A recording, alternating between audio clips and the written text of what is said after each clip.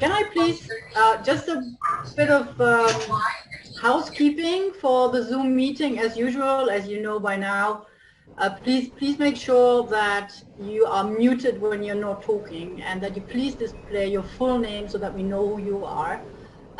And this meeting is being recorded as usual, and with entering the meeting you consent to the recording. And if you want to chat with fellow Rotarians on the call, please use the chat function, and I think later on when the speaker is on and we have Q&A, we will also use the chat function for you to enter your questions. And I think with this, I hand over to President Dinesh to call the meeting to order. Thank you, Bridget. I'm most pleased to call the meeting to order. Very good evening. Honorary Member Bhagwan, Pak Mohan, all the past presidents, distinguished guests, many prospective Rotarians, fellow Rotarians, very good evening, and I warmly welcome you to our 45th meeting of this Rotary year. Today's meeting is a very special one, and the main part of the meeting that I'm going to conduct is, I'm very pleased that we'll have an induction of 3 new members today. And immediately after that, we'll have our speaker. And then we will have EOGM, Extraordinary General Meeting. And that is called for a purpose. And when we start EOGM, I will request all the guests to log off, because that part is only for members. Now I would like to welcome Professor Alex. Are you here? He was there earlier. There, just test the slides. So everything worked, and I said he can join again at 7:15 because we do conduct club business now. Okay, so he's not here. All right, then today we have a very tight program, so let's move.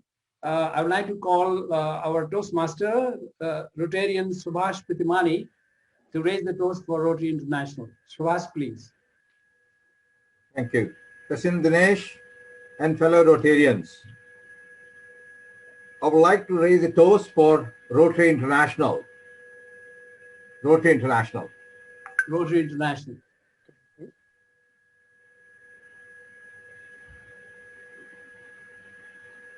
Okay, I'll share slides.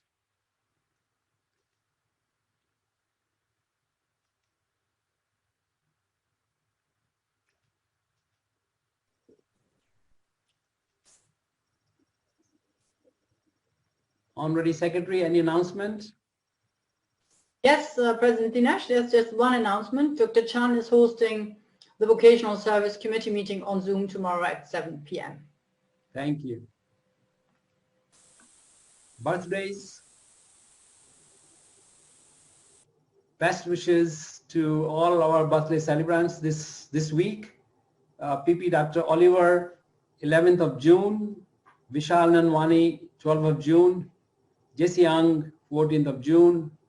I don't think they are here. Jesse is not here, no. Jesse is not here, but we had just yesterday, PP Stan is here. Happy birthday once again. That was only yesterday.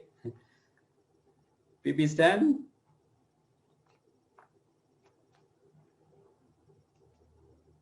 Wedding anniversaries, please join me in wishing happy wedding anniversary to the celebrants this week. PP Tapan and Pravara, 10th of June. I haven't seen PP Tapan yet. So Hami Zainul and Suliana, 11th of June. Mali and Lakshmi, 13th of June. Rudy and Fides, 14th of June. Jasbir and Kok Kyong, 15th of June. All of you, happy wedding anniversary. Now I'm most pleased to have 3 new members to our family, and these are Madhumita Banerjee, Ankit Khandelwal,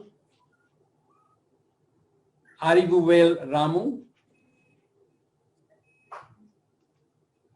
and I will now call upon Vice President Membership Suresh Kirti to introduce new members. Suresh, please. Thank you, President. Well, again, it's my pleasure to introduce three new candidates for our membership.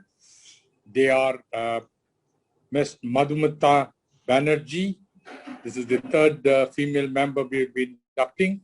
She's an Indian. She's Vice President, Regional Assets of JP Morgan. She's been in the wealth management area. She's been a Rotaractor in Calcutta, worked with Vivekananda Youth Forums in Mumbai.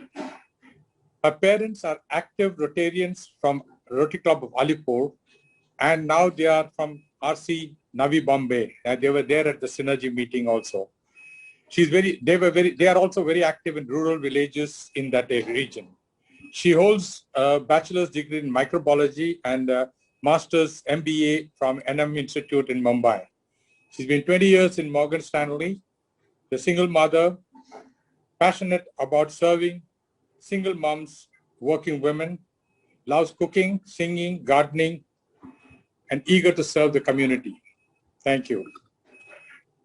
The next candidate would be Ankit Khandelwal. He's an Indian, Chief Investment Officer of Maitri, which is the Tolaram Group. He's worked with Lehman Brothers, Stan Chart Bank, Millennial Capital over the last 14 years in the investment and banking areas. He holds a BE Mechanical from the prestigious Indian Institute of Technology, Mumbai. I present you Ankit. Lastly, the candidate is Arivuvelu Ramu. He's a Singaporean. He's a CTO of the digital banking group called Tonic Financials Private Limited. They work in digital banking and digital transformations. He has worked with large telcos in Malaysia in digital transformation. He has worked with Capgemini in enterprise architectures, worked as CXO in several banking sectors in area of risk management, security, biometric authentications, compliance, and has worked in areas of Asia, Middle East, and Canada. I welcome all three candidates. Thank you, VP Suresh. Fellow Rotarians, it is my privilege and pleasure today to welcome into our membership Ms. Madhumita Banerjee, Mr. Ankit Khandelwal, and Mr. Arivuvel Ramu. The proposals have been reviewed in accordance with the Constitution and bylaws of the club. Madhu, Ankit, and Ramu, as you would like to be known in the club, we now proceed to admit you into membership in the Rotary Club of Singapore. You have been chosen for membership in this club because your fellow members believe in you to be a leader in your field and have qualities which will allow you to carry out the work of a Rotarian. In electing you to membership, we are doing more than taking you into our fellowship. We are making you a trustee with us of Rotary's ideals. Knowing you to be a Rotarian, the world will henceforth judge Rotary by your conduct. Membership in Rotary is an honor and a privilege, and every privilege has its corresponding obligations. You have agreed to accept the responsibilities attached to your membership in this club and to obey this club's constitution and bylaws. One of the special obligations of the membership is regular attendance at the weekly meetings and the monthly service committee meetings and participation in the club projects and activities. It is the primary method of fulfilling the principles of service and fellowship and a way by which you represent your vocation. Madhu, Ankit, and Ramu, the ideal of Rotary is service. Our principal motto is service above self. And the object of this Rotary and all Rotary clubs is to encourage and foster this ideal as a basis of worthy enterprise you are to share in this effort. Since there are only a few more committee meetings for the rest of this Rotary year, I would be pleased if you could attend as many of these meetings as possible and then inform Secretariat of your decision which committee you would like to join. Madhu, your mentor is past President J.K. Ong. Ankit, your mentor is Rotarian Uttam Kripalani. Ramu, your mentor is Vice President Suresh Kirti. Your mentors will guide you assimilation through the service committee. Your classifications are Madhu, banking, client onboarding; Ankit, investment, management, family office; Ramu, banking, digital banking. As you represent a classification, it is your duty to tell us about your vocation and to bring the ideals of Rotary to your business and profession. And now, by the power vested in me as a president of the Rotary Club of Singapore, I declare you to be an active member of this Rotary Club. I will present you with a Rotary emblem and a packet of Rotary literature at a later date. I specially commend to your attention the object of Rotary and the four-way test which form the criteria of Rotarians in their daily lives. I also suggest that as you travel, you avail yourself of the extraordinary opportunity you will have to attend Rotary meetings and meet Rotarians throughout the world. This is another extremely rewarding benefit of your membership. Fellow Rotarians, I am happy to present to you Rotarians Madhu, Ankit and Ramu, our newest member. Let us welcome Madhu, Ankit and Ramu to the oldest Rotary Club in the district 3310, the Rotary Club of Singapore. Welcome to Rotary. Welcome, everyone. Yes, please. Welcome. Unmute and Thank you so much. Welcome. Welcome, Ankit. Welcome. Welcome, Ankit. Thank you. Welcome, everyone. Hello, everyone. Welcome, Ankit. Welcome, Madhu. Welcome, guys. Thank you. Welcome, Ankit, Madhu, Ramu. Welcome, Ramu. Welcome, Ankit. Welcome, Madhu. Thank you. All right. Thank you. Welcome, Madhu, Ankit, and Ramu. Welcome to Rotary. We all look forward to the enrichment of our lives as well as that of your own by your association in this, the world's oldest, largest, and finest service organization. I would like to invite new Rotarians, Madhu, Ankit, and Ramu, to briefly say hello to all the members present here. I know you have excellent resumes, very impressive, but please be brief today. We are a little bit limited. We have a limited time. So I would like to call first Madhu, please. Thank you. Thank you so much. I'll keep it very brief. I'll keep it extremely brief. So, I mean, like Suresh mentioned, I've pretty much grown up going to Rotary Club, occasions and inner wheel, events throughout my life. I started from the age of 7, I think, and I continued going with my parents because that's how they brought us up to be part of the community. I'm a single mom. I have a 10-year-old. I've been in Singapore for the last 9 years. Been in banking for 20 years now. I think my dad has been pushing me to join Rotary for a while now. But since, I kind of stabilized my career, I was happy with the way things were going. I finally gave in to my dad's wishes and I reached out to Suresh and I said, I want to join Rotary and serve the community formally through this prestigious organization. Thank you. Thank you, Madhu. Ankit, please. Thank you, sir, for having me here. Very excited and very honored to be here. Unlike Madhu, actually, I was exposed more to Rotary after joining the group, Tolaram group. Thanks to Mohan and Manish. I saw the excellent work they've been involved with, and it really excited me and made me intrigued about this thing. I grew up in India as well, and as Rotarian Suresh mentioned, I have been in Singapore for the last 12 years. And outside of work, I really enjoy sports and outdoor activities. And I do that so that I can enjoy food more. So that's a bit about my information. Thank you. Thank you for having me here. And I look forward to give my best to the club. Thank you. Thank you, Ankit. And now it's your turn, Ramu. Rotarian Ramu, please. Yeah. Thank you, President Dinesh, and all the past presidents and officers bearers. Good evening. Thank you for humble to be there with the great club, with the great history in Singapore. And this is one of our, honor to be with you all. I'm here almost 11 years living in Singapore, and my better half, Jivita, we both. Hello, everyone. Thank you.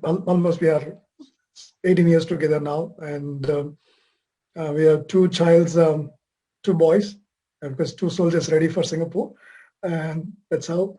And we are blessed. And I'm heading the Tonic Digital Bank, which is running in Philippines today. And thank you so much. Be part of the great, legendary leaders. Happy to be, part of the community service, and happy to work with you all. And one of the biggest hobbies is meeting people and talking to them. And that's what I do a lot of time, meeting new people and working with them and sharing the thoughts and helping them as well. So looking forward to all the Rotarians, at least one coffee, want to meet them. And thank you all.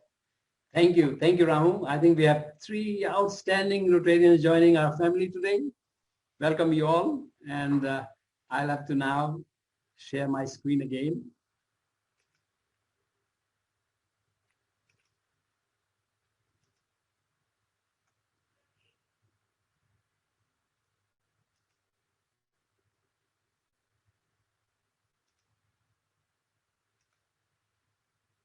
So there you are. We have 3 new Rotarians. Installation of President Lewis and the 87th Board Rotary Club of Singapore will be on Saturday, 19th June 2021. And the guest of honor is Mr. Heng Swee Keat, our Deputy Prime Minister. So please remember 19th of June 2021 at 7 p.m. So I'm inviting on behalf of President-elect Louis Lim. Louis, you are here. Is that all? You would like to say something, or I move on? Thank you, President, for highlighting this. I think we can move on. Thank you. Thank you. Now is the time for our guest speaker. We have Professor Alex Siow, School of Computing, National University of Singapore, and he's going to speak how technology will impact the future of the world. Very interesting topic. And before I call upon Professor Alex, I would like to call Rotarian Sachin Kangliwal to introduce our speaker. Sachin, please. Yeah, thank you, President Dinesh. Fellow Rotarians, it gives me immense pleasure to introduce our speaker, Professor Alex Siow. He's a professor at School of Computing, National University of Singapore. Concurrently, he's a director of Advanced Computing for Executive Center, the Strategic Technology Management Institute, and the Center of Health Informatics. His experience and expertise covers IT governance, enterprise risk management, management of emerging technology, as well as technology roadmap planning. He's also very actively involved in Fintech and blockchain community. Today, as President said, he will talk about how technology will impact the future of work. So please join me in welcoming Professor Alex. Over to you, Professor Alex. The stage is yours. Thank you very much. Thank you, ladies and gentlemen, and all the Rotarians and distinguished Rotarians. Can I ask how much time you allocate for me?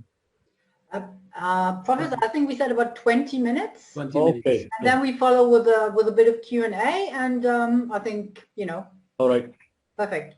Okay, so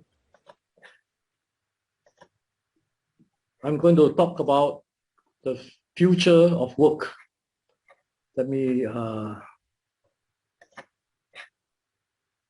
right. So how technology will impact the future of work. I think this is something that a lot of people are concerned with. So this is not a real technical talk. I'm trying to make technology as layman language as possible. But first we need to define, because we are saying that it will impact the future of work, but what is actually work? So let's get a common understanding Work is according to Oxford Dictionary, any activity involving mental or physical effort, all right, in order to achieve a purpose or result.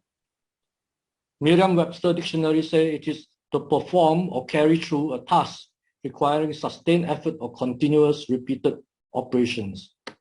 And the Cambridge Dictionary says it is an activity such as a job that a person uses physical or mental effort to do, usually for money. I like this definition the most because it is most accurate. Yeah, most of us work because we exchange our time and our effort for money.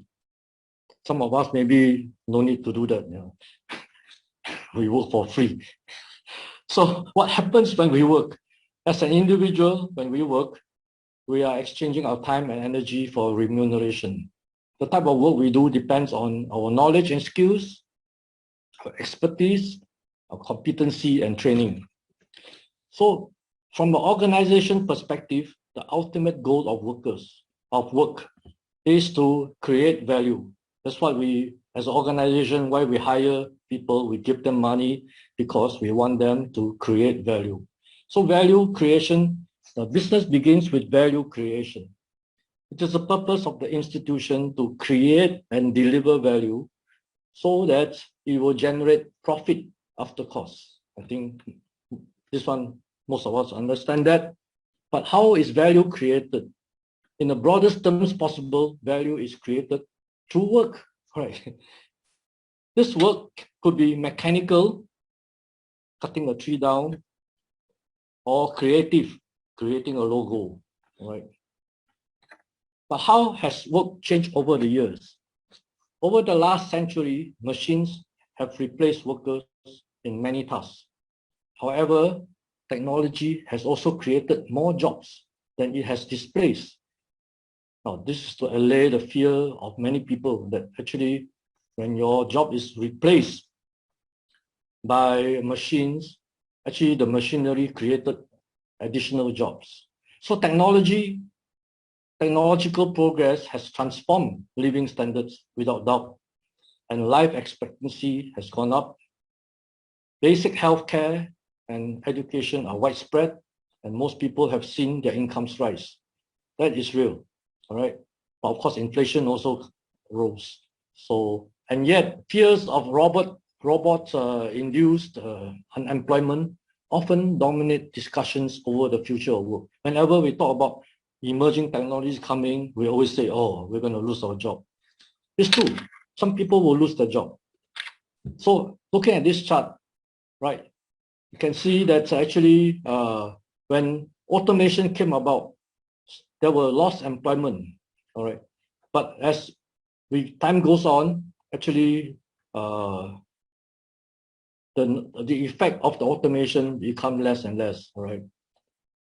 You can't keep on introduce machine and then displace people. After a while, there is a limit. And next thing is the innovation comes about. And innovation creates new employment in new sectors. So some people who lost employment in old sectors, they find new employment in new sectors. So what does value creation look like in the future? As we look at the changes in the way our economy has created value the past 100 years, we shifted from focus on huge mechanical production during the Industrial Revolution to more creative and customized production. All right. Software and related services dominate more and more of value creation. That is a fact. And the value of products and services today is based more and more on the creativity and the innovative ways that they take advantage of new materials, technologies, and processes. So innovation creates a new way of work and also bring in new technologies. Value creation in the past was a function of economies of industrial scale, mass production, and a high efficiency of repeatable tasks. That's Industrial Revolution. But value creation in the future will be based on economies of creativity, not economies of scale. So mass customization and the high value of bringing in a new product or service improvement to market the ability to find a solution to a vexing customer problem, or the way a new product or service is sold and delivered. That will be the creativity of the future. So we need to understand how to manage creativity as well as we do managing effort today. So productivity means we got cost out of our operation. We took cost out of our operation. Creativity means we created more value. Instead of reducing cost, we create more value. We sold X units of something that didn't exist before. We increased the sales of Y, not because we made it cheaper, but because we made it better. Or we've increased our value to customers by servicing needs we hadn't serviced before. So we create the new demands and therefore create new markets. So look at this timber industry. It used to be one person, doing all the work, and then machinery came in, and then it was a production line. And looking at further into the automation, we have a assembly line. Then the carpenters become skilled machine operator. They're no longer just skilled carpenter. They are operators. The machines become more intelligent and reduces the need for human operators.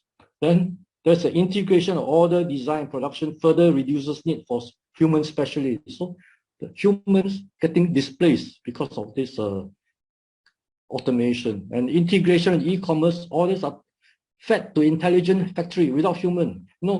Every time we have a special sale on the special date in Lazada or Shopee or whatever, Amazon, you find that they can deliver whatever you order within 2 days. In fact, on the 6th of June, I ordered quite a number of things, and a lot of things are arriving very quickly. Why is it possible? Because of less human labor involved. Everything is done by robots.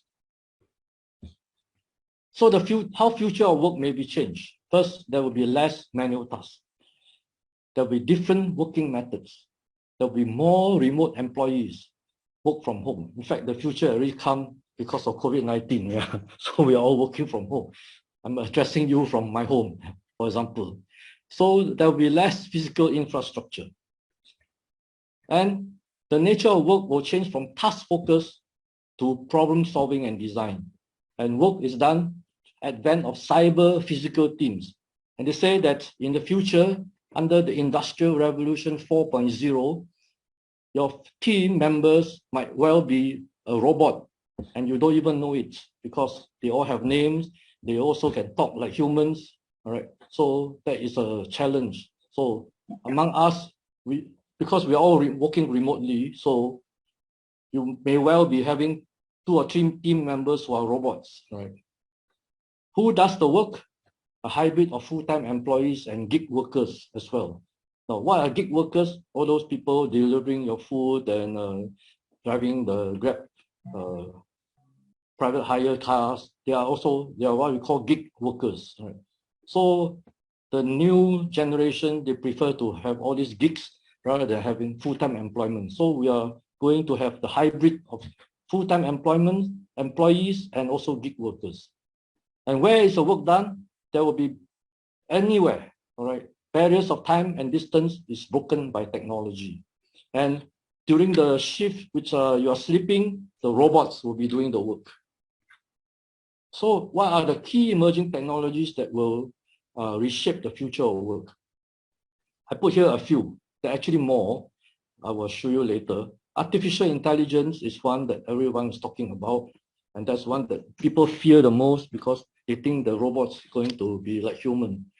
So machine learning and deep learning, which is also related to artificial intelligence, blockchain, cloud computing, and quantum computing. All right. Sorry, there's a missing characters there. And emerging technology, what? For the interest of everybody, what we define as emerging technologies. In order to classify a technologies as emerging technology, there are 5 attributes. First, there must be radical novelty. All right, it's not just evolutionary, but it's a revolutionary novelty. then it must grow very fast. And it has some coherence. It's not just, it has to be understood by people, all right? It must make sense. Then it must have a prominent impact. And there's also uncertainty and ambiguity. Now, it seems like the last one is a bit different from the first four. But what we are trying to say here is that you classify something as emerging technology. There are plenty of technologies that's coming along, but what are those emerging that will make an impact on work and the economy? They are what we call the emerging technology. And why are there uncertainty and ambiguity? Because it's still emerging. Until it becomes a stable technology, there is still uncertainty whether it will become reality or not. Just like a lot of this electrical vehicle and driverless vehicle.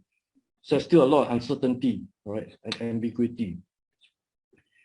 Okay, I'm just running through a few of these for your interest, right? Artificial intelligence is intelligence demonstrated by machines, unlike the natural intelligence displayed by humans and animals, which involves consciousness and emotionality. Computer systems that are able to perform tasks normally requiring human intelligence. That's what we call by artificial intelligence. That means visual perception, speech recognition, decision making, and translation between languages. This is a usual thing that we make the artificial intelligence do. And machine learning is the study of computer algorithms that improve automatically through experience and by the use of data. So machine learning is so pervasive today because of the availability of data, big data. So big data has facilitated actually machine learning. Machine learning algorithms are used in a wide variety of applications, such as in medicine, email filtering, and computer vision. Where it is difficult or unfeasible to develop conventional algorithms to perform the needed tasks, that's where the machine develop and learn to solve their own problem, and they become better and better as they have more and more data.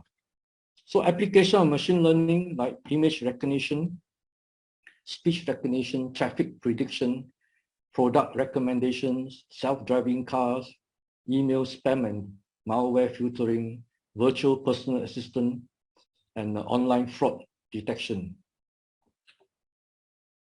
Next is deep learning, all right?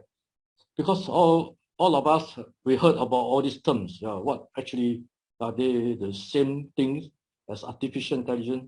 Well, it's a different refinement of artificial intelligence. Now, deep learning is an AI function that mimics the workings of the human brain in processing data for use in detecting objects, recognizing speech, translating images, and making decisions. Deep learning AI is able to learn without human supervision, drawing from data that is both unstructured and unlabeled, what we call big data. Deep learning is a form of machine learning, can be used to help detect fraud or money laundering, among other functions. See, they can make decisions which a human brain can make also, but we are slower than the machines. So application of deep learning like computer vision, like modeling, right? Sentiment-based news aggregation, automated translation, customer experience, autonomous vehicles, coloring illustrations, and what we can use AI to do nowadays is some of your old class photos that you've taken 50 years ago. We can actually use the machine learning and to actually colorize the photos. And some of my classmates actually, 50 years ago, they actually have started colorizing some of the photos, and the effect is fantastic. All right.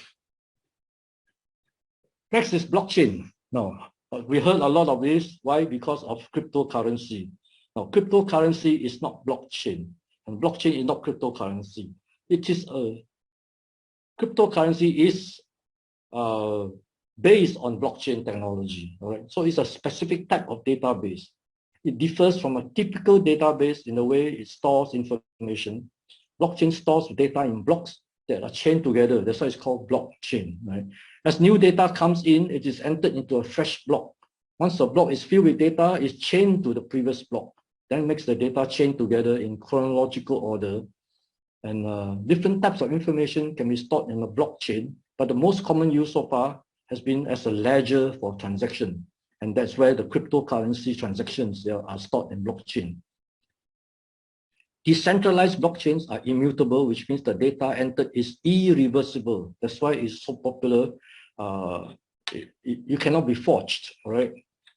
So this diagram shows, well, in the diagrammatic form, what is a blockchain? Blockchain is actually a program. It takes data, then it encrypts the data, gives it an incremental number. So this is a number, adds it to a block.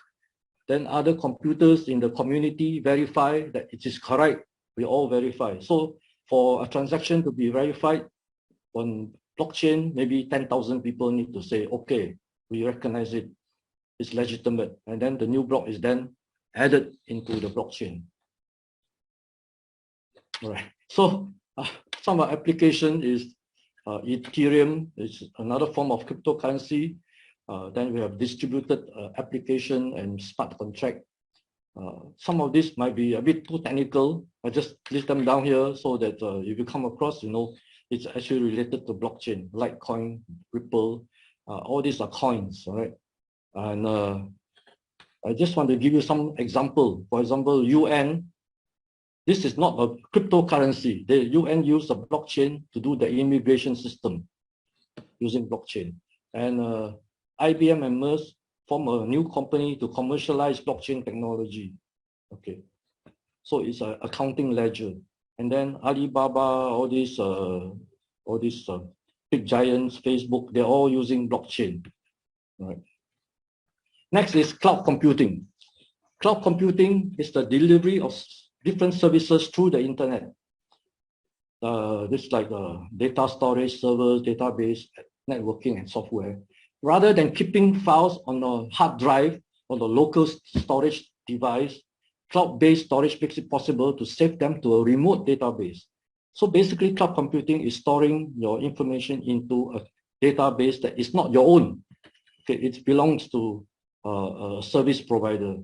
So as long as an electronic device has access to the web, it has access to the data and the software programs to run it.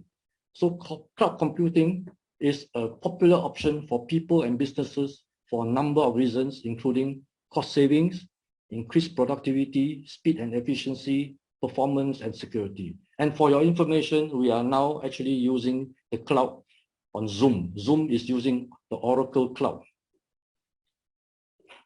Types of cloud services, regardless of the kind of service, cloud computing services provide users with a series of functions, including email, storage, backup, creating and testing applications, analyzing data, audio and video streaming, Netflix, whatever it is, Disney Plus, they're all streaming to you through the cloud. All right. So cloud computing is still a fairly new service, but it's being used by a number of different organizations, from big corporations to small businesses, non-profits to government agencies, and even individual consumers. And just for info, there are different types of cloud. All right. They have public cloud, they have a private cloud, and they have a hybrid cloud, both private and public. So the government of Singapore is trying to have their own government private cloud, and yet they also allow recording in progress. Some data to be placed on public cloud. So therefore making it a hybrid. Okay. The government itself is taking a lead in showing that it is safe to use the cloud. And we are encouraging all the SMEs to go into cloud because they will save a lot of money.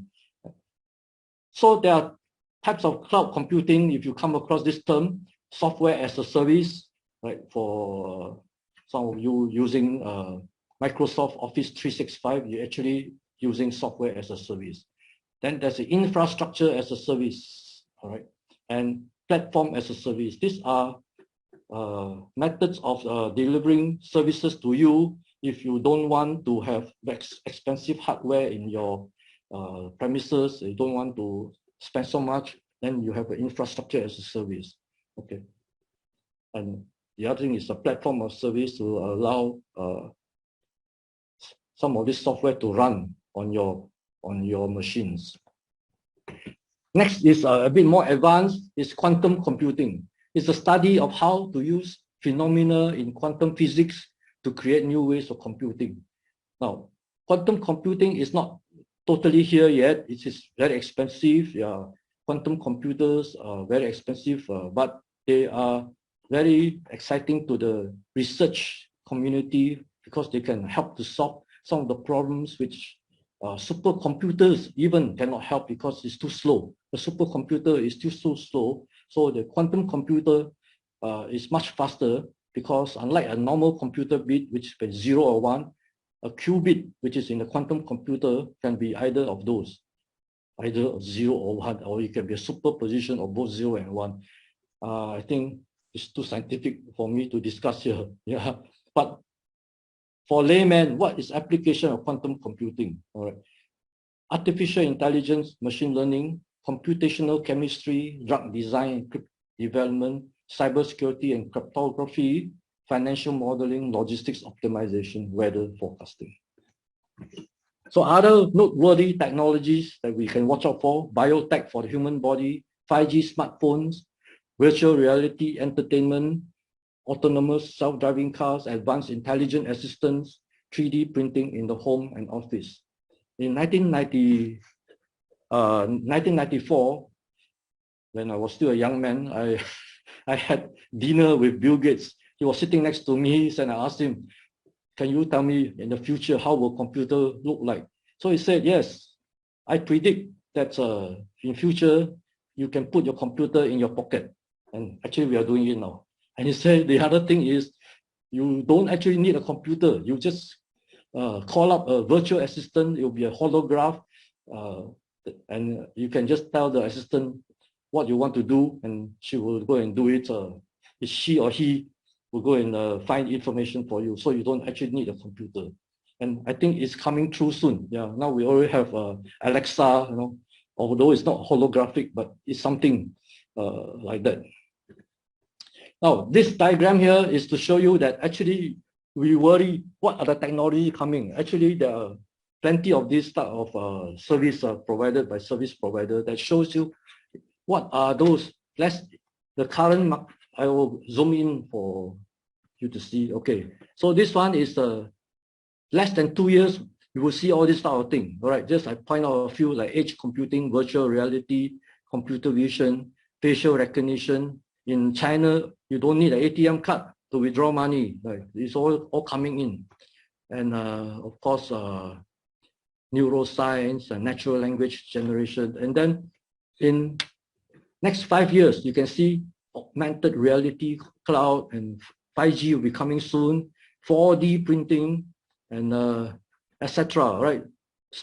That you can actually take a look at all this. They are coming. So you don't worry what are the emerging technologies are coming. People have done the homework for you. All right. Now, we're coming to the end. I want to talk about Singaporeans are the second most nervous. This is in 2019, the news, Straits Times. Second most nervous about the future impact of technology on their jobs in the 11 country survey. Well, we are what you call really kiasu, right? Yeah, 1 in 5 Singaporean is concerned about how technology will affect their jobs, with over 54, with over half thinking that it's likely their roles will be made obsolete or significantly changed by automation over the next 10 years. So Singaporean workers are also the most likely to accept a lower level position in another company or industry if they believe the job is at risk of automation. So being a smart nation, whose government and private sector are adopting technology quickly, makes Singapore jobs more susceptible to the impact of technology advancement. That's true, because we are so advanced technologically and technology is very pervasive, so we are most vulnerable to technology changes. So there is still room for optimism, with 53% of Singaporeans surveyed indicating they felt technology will bring more opportunities and risks in the workplace. Well, some people are more gung-ho, all right? So technologies that are already in place, we know self-driving car, I already said, robotic police, well, smart living, smart streets, robots among us, In fact, in UBS in Switzerland, they have actually tried the experiment and deployed some of these investment advisors. They are actually robots. They have names. When you make a phone call to them, they answer, they talk like humans. You don't even know you're actually talking to a robot. It's an experiment which UBS is carrying out. So cashless payments merging with virtual reality. So technology that's making impact soon will be robot hotel staff. Then we don't have to worry about COVID-19. Yeah. Drone delivery, flying taxis, which will be coming soon. Smart lampposts. In fact, our lampposts in Singapore are largely all deployed with cameras and IoT devices. It's a matter of turning them on. And then virtual reality and immersive experience. Now, immersive experience is actually enhanced virtual reality. So you can actually go and digitize the whole Singapore National Museum, and then you can just go using a computer and then visit all the artifacts. You can zoom in, you can twist it around 360 degrees. So this is fantastic technology. And also with IX, you can actually go shopping in a shop, and then you can try on the clothes on yourself as if you're actually wearing it. You have actually a image of yourself, and then you can actually have immersive experience in the shopping mall. So that's the end of my short talk about technology and the impact of, but actually what I'm trying to say is the future is exciting. No fear about technology coming to replace us, because we will have new opportunities to work in new exciting areas. So what is the remedy to being to prevent yourself from getting displaced by technology is continuous learning. All right. I run the Advanced Computing for Executive. It's actually an executive education center. So you run courses for people to keep up to date with emerging technologies, so that you don't have to fear and technology coming. We actually then harness the best of the technology and merge together with the technology, so that we'll never be displaced by them. Thank you very much.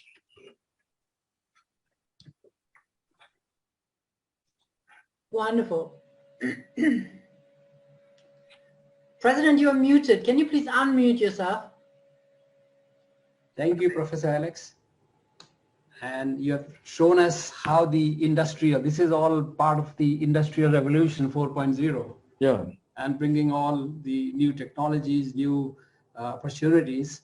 But I think it's a limited time we have today. I'll just pass it on to Bridget, our Honorary Secretary, to conduct briefly some Q&A. Yes, thank you, President Dinesh. There are no questions in the chat, because I think we're all overwhelmed by what you shared with us, Professor Siow. So I think, as you mentioned, President, we are a bit sort of squeezed for time. So I think we do have time for 2 questions. Is there anyone who has a pressing question and wants to ask it now? I want to ask a question. Professor Alex, please. You mentioned that with technology and innovation, there's a high inflection of these gig workers and freelancers. Yeah. But the problem with these gig workers and freelancers is 2. One is, from the tax perspective, the country does not have a control on their income growth. Number 2, they are stagnant with the skills that they know at this moment. There will not be any continuous learning. If they're part of an organization or corporate, there is an imposition of continuous learning to keep up with technology. Yep. And other thing is that, of course, as you said, the fear that people have is, with new technology, we need to learn to manage and enable. So there is a skill development required from the ordinary workers, which is not easy, because many of them are aged, but learning capacity becomes lower. So what are your thoughts on that, sir? Okay, first about the gig workers, it is true that the government also worry that, we have a whole generation of gig workers, they have no time to upgrade themselves, because the nature of the gig work is that if you don't go and do work, you don't have income. So it is a chicken and egg problem for them, right? If you don't work, you have no income. So they can't say I take 3 days off and then to go and take a course and study something. So that is something we face as a nation. We have to find some way to actually maybe allow them to go and study, and then we actually compensate them. Actually, the government is doing that for during the COVID-19. The other question is, of course, sorry, can you repeat again the second part of the question? I said that with innovation and technology, the existing workers need to engage and manage. So therefore, they're already getting old, so that skill training would not be adequate enough for them to manage new technology or understand it. Right. So firstly, there is no age limit to what you can learn, right? So last year, you need a motivation. Yeah, you need motivation. Yeah, I set and passed as a cloud security certification when last year I was 65 years old, right? So, so it's a motivation. There's no age limit for learning. It's just motivation and the reason why they need to learn. So if they are in danger of losing their job, people will find a reason to go and learn. All right. So can I have another question? Yes, I think there's our member John Goris. John, do you want to ask your question? Last one. Yeah, Prof Siow, thank you so much for the presentation. It was the breadth was very good. You covered a lot in a short amount of time. Yeah. So very much appreciated. Oh, yeah, I'm curious, I found the Straits Times article quite interesting that Singaporeans are so kiasu, they're number 2 on the list globally.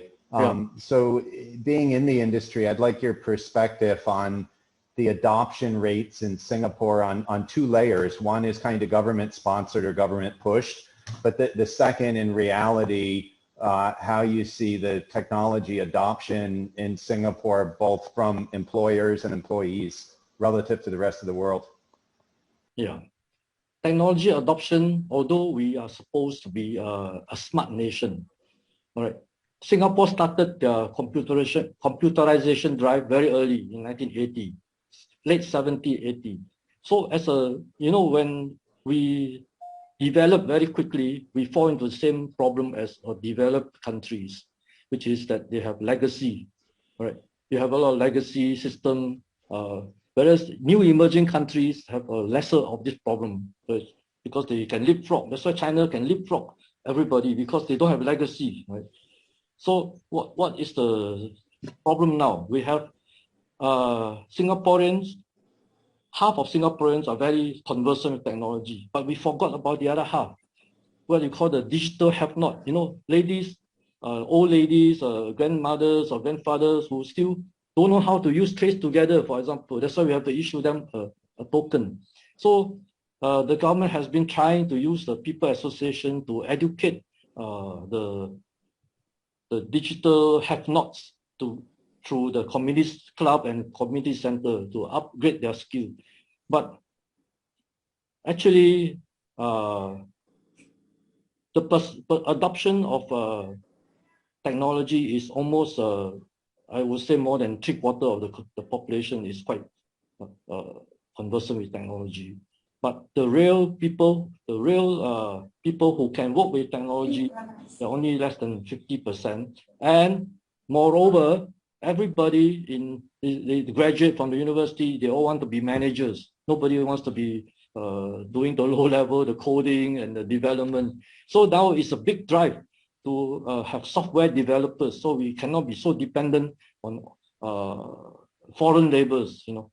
So when COVID situation, we cannot have foreign talent coming in, we have problem. So the government has started all this development units under the Smart Nation Digital Office.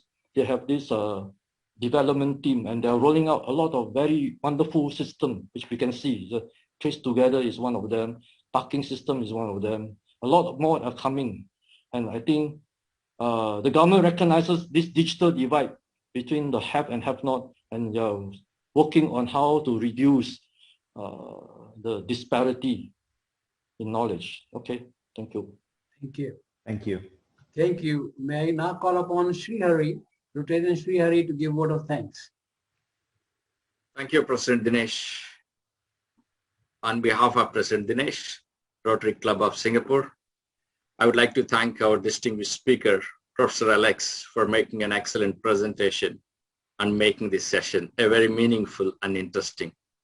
Thank you, sir, for taking time to join us and the fantastic sharing on futuristic technologies. Okay, I shall take my leave now. Thank you very much. Thank you so much, Professor. Thank you. Thank you, Professor. Thank you.